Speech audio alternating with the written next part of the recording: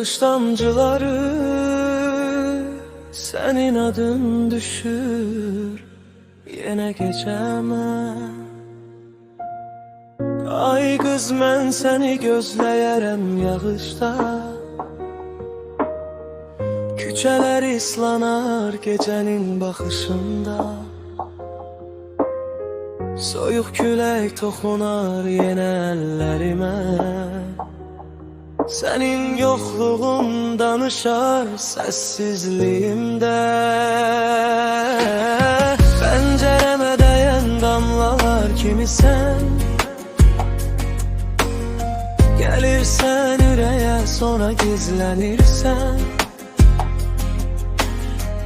Bu şehirde hamı bir yol tapıp gidir.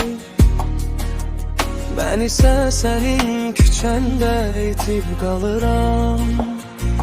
Yağış yağır adını pıçıldayır gece.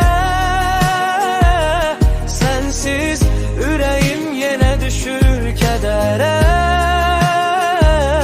Bir defa gel tut ellerimden yavaşça.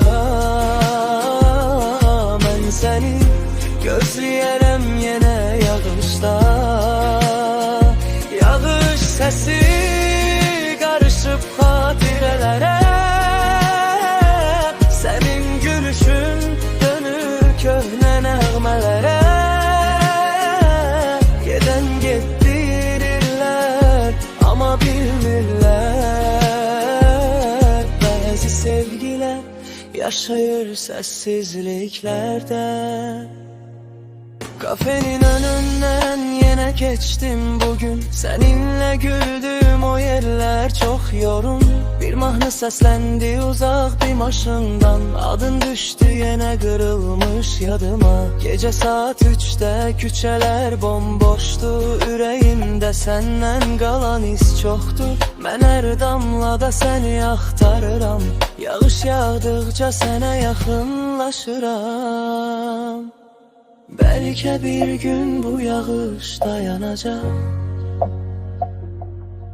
Seninle yollarımız yine kavuşacak.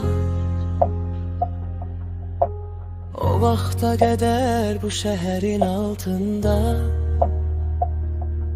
seni seven biri sakitçe yaşayacak.